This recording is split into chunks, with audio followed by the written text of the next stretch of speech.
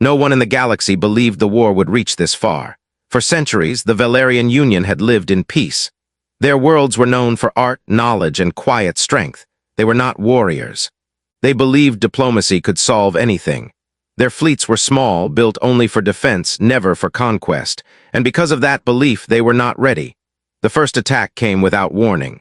In the cold silence of space, Valerian scanners detected strange shadows moving faster than light. At first, the commanders thought it was a system error. Then the shadows became ships, thousands of them dark, sharp, and alive with hostile energy. The Drakthari had arrived. The Drakthari were feared across the stars, a race born for war. They did not negotiate, they did not retreat. Wherever they went, planets burned and civilizations vanished. Entire species had already fallen to them, and now they had chosen the Valerian worlds. Within minutes, orbital defenses were destroyed. Valerian ships tried to respond, but they were slow, outdated, and few. Plasma fire tore through their fleets like paper. Cities below watched the sky turn red as burning debris fell like rain. On the frozen world of Elira Prime, the ground shook as explosions echoed across the ice fields. Alien soldiers ran through snow-covered trenches, their breaths sharp and fast. They had never seen real war before. Fear spread faster than orders.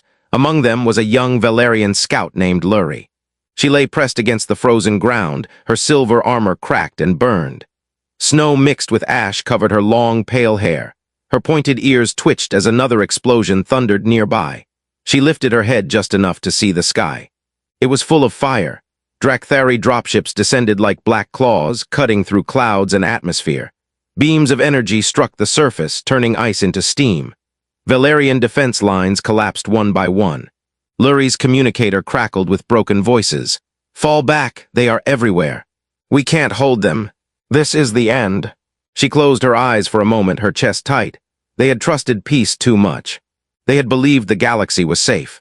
Now everything was breaking. Across the Valerian Union, the same nightmare unfolded. Worlds fell in hours. Billions were displaced or killed. The Union Council sent distress calls in every known frequency, begging for help from old allies, neutral powers, anyone who would answer. No one did. Some were too far away. Some were too afraid. Others had already learned the hard lesson: stand against the Drakthari and you die. Days passed, then weeks. The war was no longer unexpected. It was hopeless. On the capital world of Velaris, the Grand Council gathered one final time. The chamber was quiet, filled with exhaustion and despair. Leaders who once spoke with pride now looked broken. "Our fleets are gone," one elder said softly. "Our defenses have failed." Another lowered her head. "We have lost 12 core worlds. At this rate, we will not survive another month." Silence followed. Then the youngest council member spoke, her voice shaking. "There is one option left." All eyes turned to her. She hesitated. "A species from the far edge of known space. They are called humans, from a world named Earth." The room stirred with confusion. "Humans?" an elder asked. "They are primitive, divided, their technology is unstable." "Yes," she replied. "But they fight. They have fought each other for centuries. War shaped them." Another council member shook his head. "They are not part of the Union. They avoid galactic politics." "They avoid wars that are not theirs," she answered. "But this one will reach them eventually." A long pause followed. Finally, the High Speaker sighed. "Send the message. We have nothing left to lose." The distress signal was different from the others. It was not polished or formal. It was honest. Desperate, it told the truth about the war, about the Drakthari, about extinction. And it traveled into the dark. On Earth, the signal arrived quietly. It was detected by deep space listening stations, then forwarded to scientists, then to military command. At first, many believed it was a hoax. Then the data was verified. The energy signatures, the star maps, the recordings of alien voices pleading for survival. The world changed in a single day. Governments argued, leaders shouted. Fear spread through cities. The Drakthari were real and they were winning. Earth was not ready for a galactic war. Humanity was still divided by borders and politics, but something else happened too. Old soldiers watched the recordings in silence. Pilots studied the enemy ships. Engineers stared at the data with burning focus. Humanity had always fought when pushed into a corner, and this time the corner was the galaxy itself. Meetings turned serious. Research programs were unlocked. Fleets that were once experimental became priorities. Old weapons were redesigned. New ones were rushed into production. Humanity did not sleep much during those weeks. They prepared. Back on Elira Prime, Lurie no longer counted days. She counted losses. Her unit was gone. Her city was gone. She survived only because the ice storms hid her from scanners. One night, as she lay beneath the frozen wreckage of a transport, the sky changed. Not with fire, with light. She forced herself up, pain screaming through her body. Above the clouds, shapes appeared, bright, sharp points of blue and white light. They were not Drakthari ships. These moved differently. Controlled, purposeful, Valerian survivors across the planet looked up in disbelief. Unknown vessels exited hyperspace in perfect formation. Hundreds of them, then thousands. They did not fire immediately. Instead, a single transmission spread across all frequencies, translated into every known language. Valerian Union, this is the United Earth Defense Fleet. A pause followed, heavy and unreal. We received your message. Lurie felt her breath catch. The voice continued, calm and firm. Hold your ground, humanity has arrived. Far above, Earth's soldiers descended from the stars. And for the first time since the war began, hope returned. The sky over Elira Prime burned with new light. Human ships cut through the clouds, their hulls glowing as they slowed for atmospheric entry. They were different from Drakthari vessels. Cleaner lines, stronger shields, calm movements not rushed, not wild. They moved like predators who knew exactly where they were going. Drakthari commanders noticed the change immediately. Their fleets turned, weapons charging, eager to destroy the newcomers as they had destroyed so many before. Plasma beams tore through the sky, but the human ships did not break formation. Blue energy shields flared, absorbing the attacks with controlled flashes of light. On the frozen ground, Lurie watched in stunned silence. She had expected help to be weak, late, or useless. Instead, what she saw felt different, powerful. Confident, human dropships separated from the main fleet and began descending toward the surface. As they approached the battlefield, Drakthari ground forces opened fire. Explosions shook the ice fields again. Then the humans responded. From the dropships, controlled bursts of fire rained down with precision. Drakthari walkers collapsed, their armor torn apart. Heavy enemy units that had terrified the Valerians were disabled in seconds. The humans did not waste shots. They landed hard, engines roaring, snow blasting outward in wide circles. Ramps dropped and soldiers poured out. They were taller than Valerians, heavily armored. Their suits were dark, marked with strange symbols and flags. Their weapons hummed with energy and recoil. They moved in squads, covering each other without speaking much. Lurie watched one group advance past her position. A human soldier noticed her movement and raised his weapon, then paused. She slowly lifted her empty hands. The soldier lowered his gun and spoke into his helmet. Moments later, a medic ran toward her, sliding across the ice. "You're safe now," the human said through a translator. His voice was steady, almost gentle. "Can you move?" She tried to speak, but only managed a weak nod. The medic worked fast, sealing wounds, injecting something warm into her arm. Pain faded slightly. Strength returned enough for her to sit up. Around them, the battle shifted. Where the Drakthari pushed forward before, they now hesitated. Human squads flanked them. Drones hovered overhead, marking targets. Artillery strikes hit with perfect timing, cutting off enemy advances. The Drakthari were confused. They had faced strong enemies before. They had crushed them all. But humans fought differently. They adapted quickly. When one tactic failed, another followed instantly. Losses did not slow them down. Instead, they adjusted and pressed harder. Within hours, the Drakthari ground forces on Elira Prime began to retreat. In orbit, the space battle grew fierce. Human cruisers moved between Valerian evacuation ships and enemy fire, taking hits meant for civilians. Fighters launched in waves, striking Drakthari carriers with focused attacks. Explosions bloomed across the void. Human commanders stayed calm. They had studied this enemy for weeks. Every weakness found was now being used. For the first time, Drakthari ships were destroyed faster than they could replace them. Back on the surface, Valerian survivors gathered near human defensive lines. Fear still lived in their eyes, but now it mixed with disbelief. One Valerian officer approached a human commander. "You should retreat," the Valerian said. "The Drakthari will return with more ships. They always do." The human commander looked at the burning horizon, then back at the officer. "Let them," he replied. The words spread quickly among the Valerians, "Let them." That night the temperature dropped even further. Snow fell silently over wreckage and fallen soldiers from both sides. Human troops did not rest much.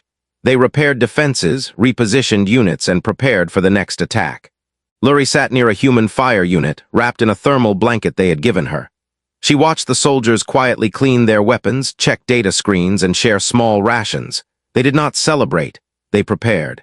She finally gathered the courage to speak to one of them, a human woman with tired eyes.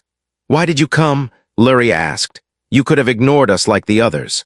The human paused, then answered simply, "Because if we didn't, they would come for us next."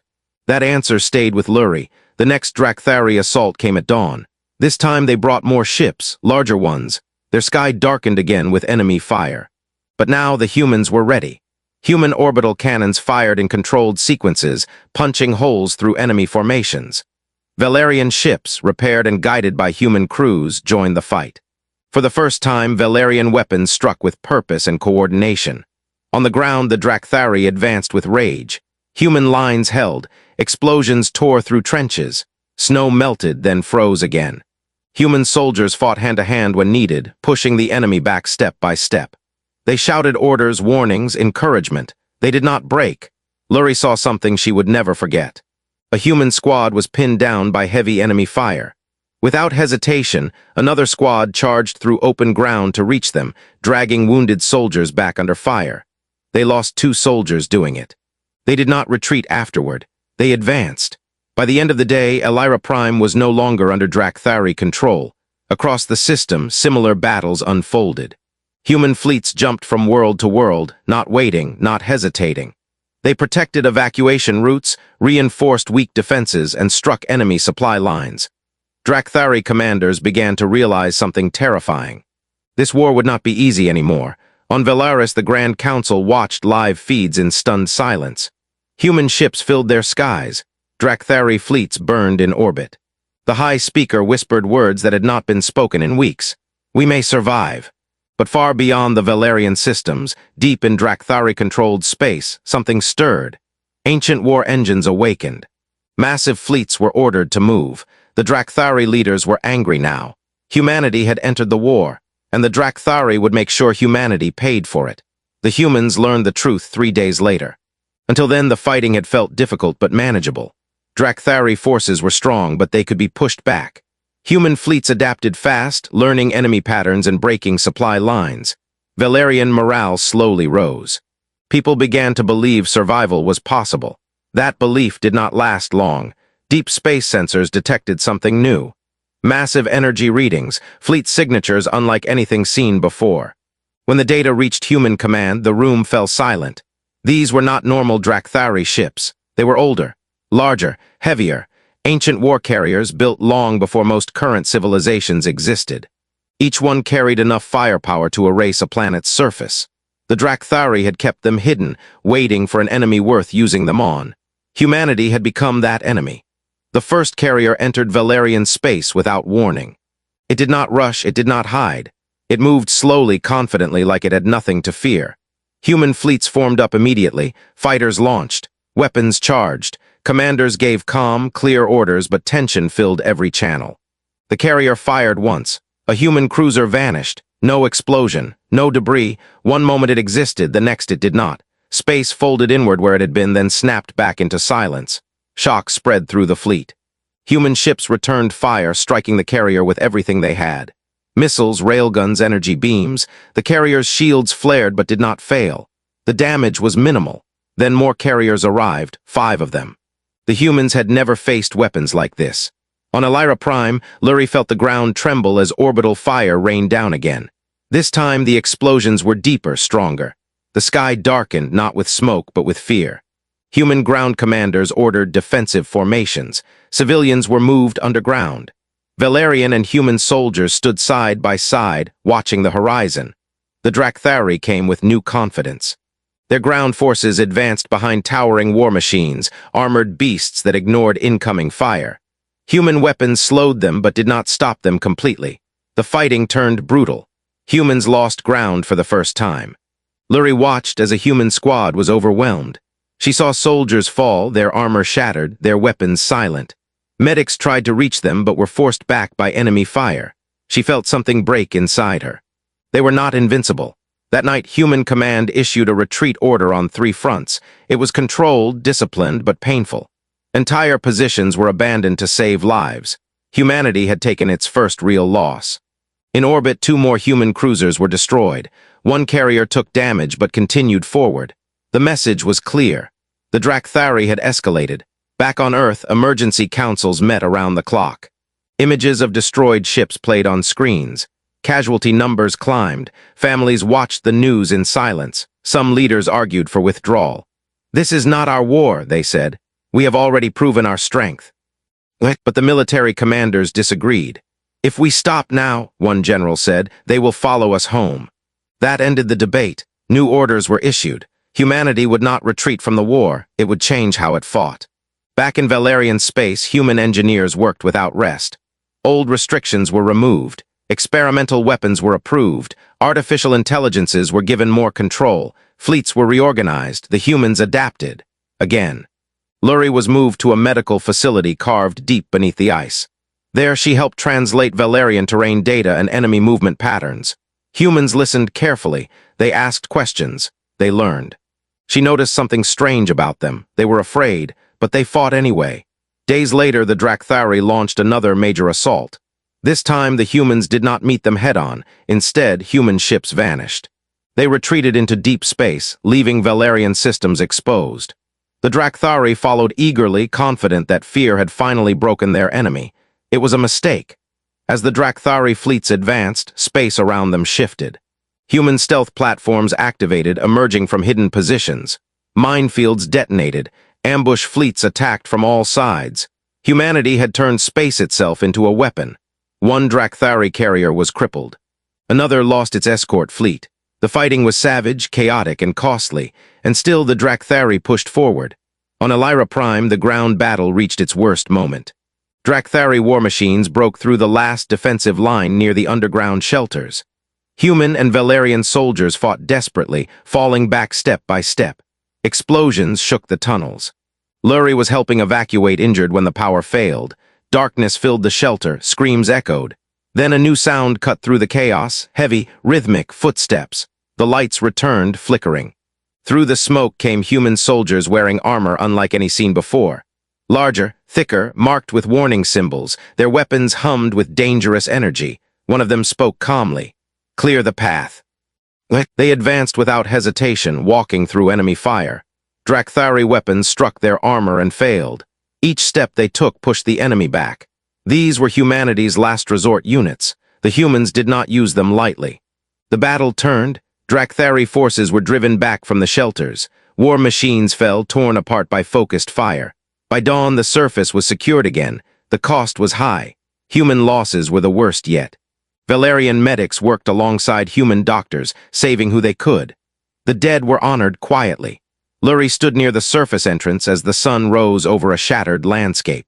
Human soldiers stood in silence, helmets removed, heads lowered. They had won. But the war was far from over. Far away in the heart of Drakthari space, their leaders watched the reports with growing fury. Human tactics. Human resilience. Human refusal to break. This was no longer just a conquest. It was personal. Orders were given to prepare the final phase. The full might of the Drakthari Empire would be unleashed, not just fleets. Annihilation. And humanity would soon learn what true extinction looked like. The war changed after that. The Drakthari stopped attacking randomly. Their movements became slow, planned, and heavy. Human commanders noticed it quickly, and that scared them more than open violence. Something was coming. Deep space sensors started failing across multiple systems. Communication delays grew longer. Supply convoys vanished without distress signals. Entire Valerian outposts went silent. The Drakthari were not just fighting anymore, they were hunting. Human fleets tried to respond, but the enemy had learned. Wherever humans concentrated their forces, the Drakthari avoided them. Wherever defenses were thin, they struck with overwhelming force. Valerian worlds began to fall again. On Valaris, evacuation ships launched non-stop. Cities emptied. The skies were filled with fleeing transports. Human escorts did their best, but Drakthari long-range weapons cut through space like knives. Every victory now cost too much. Luri watched the feeds from the underground command center. Planet after planet disappeared behind red warning symbols. She felt the same helplessness she had felt at the start of the war. The humans were still fighting. But now they were bleeding. Reports reached Earth of losses beyond expectations. Shipyards worked day and night, but replacement could not keep up. Experimental weapons helped, but not enough. Then the truth was revealed. A captured Drakthari commander finally spoke. Under interrogation, it revealed the plan. The Drakthari were not trying to conquer Valerian space anymore. They were preparing a cleansing wave. A chain of superweapons placed inside unstable stars. When activated, entire systems would collapse in a controlled reaction. Not just planets, stars, Valerian space would be erased, and after that, Earth. The room went silent. There was no defense against it. Human scientists confirmed the data. The Drakthari had technology older than most civilizations. The weapons could not be disabled easily. Destroying one could trigger the collapse early. It was extinction by design. Human command faced an impossible choice. Attack the weapons and risk immediate destruction, or wait and die later. On Elira Prime, human soldiers received the briefing in silence. Some sat down. Some removed their helmets, others stared at nothing. They had known death before, but this felt different. This felt final. Luri walked among them, unsure what to say. She had no words that could fix this. Her people had already lost everything. Now humanity was about to lose everything too. One human soldier finally spoke. So this is it. No one answered. Hours passed. Fleets remained in holding positions. Drakthari forces withdrew completely, as if the war was already won. Across the galaxy, hope faded. On Earth, cities grew quiet. People watched the stars at night, knowing something terrible waited beyond them. Old arguments felt meaningless now. Human leaders gathered one last time. There was only one option left, a plan so dangerous it had been forbidden. Humanity would strike directly at the heart of Drakthari space. Not to disable the weapons, to overload them.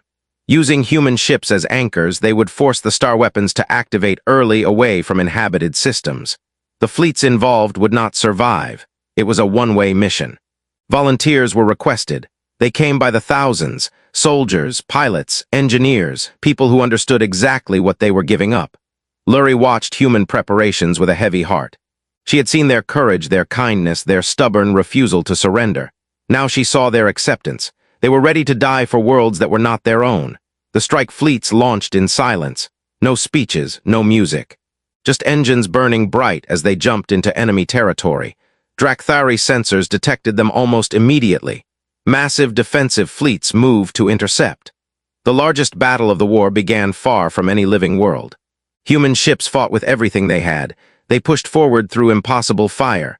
One by one they were destroyed, but each loss brought them closer to the weapons. Luri watched the feed until it cut out.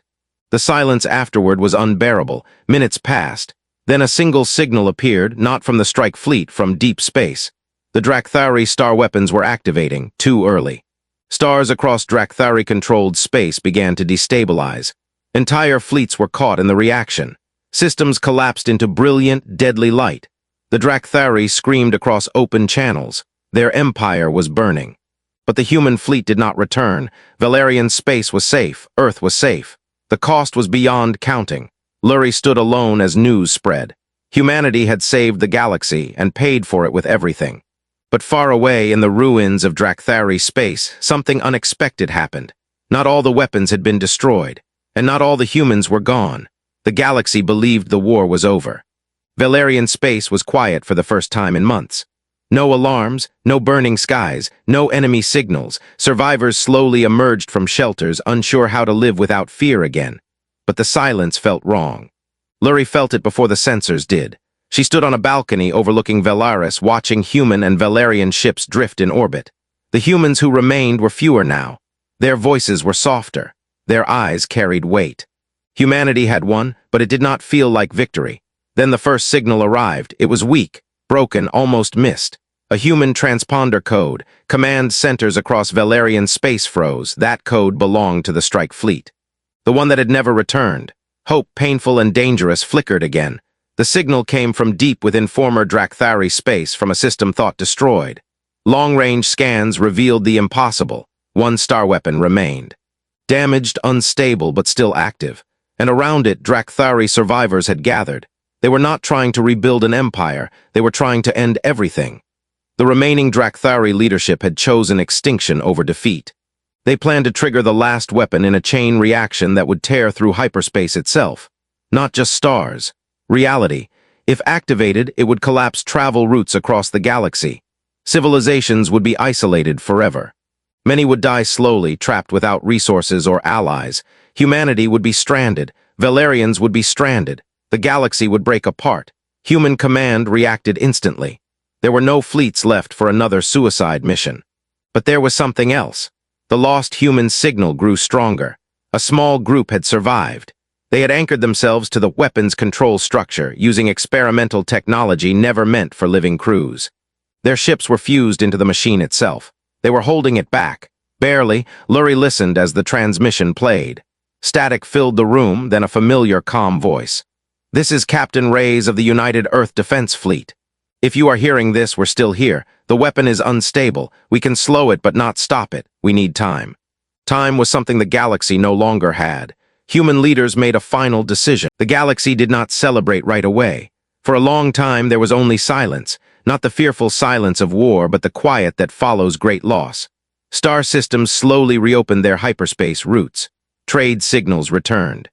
Old allies spoke again. Life began to move forward. On Velaris, rebuilding became a daily task. Cities rose from ruins. Children returned to open skies. The scars of war remained, but they were no longer bleeding. Humans stayed. Not as rulers, not as commanders, as partners. They helped rebuild stations, train defense forces, and share technology. They asked for nothing in return. That confused many in the galaxy. Lurie worked closely with them. She served as a liaison between Valerian leaders and human commanders. Over time, she came to understand something important. Humans did not see themselves as heroes. They saw themselves as survivors. A memorial was built on Velaris Prime. Not large, not grand, just a simple structure facing the stars. Names were carved into it. Human, Valerian, others who had fallen. No ranks, no titles, only names. On the day it was completed, people gathered from many worlds. There were no speeches at first. Everyone looked up at the sky, remembering the moment hope returned. Lurie stood quietly among the crowd. She remembered lying in the snow, watching the sky burn, believing everything was lost.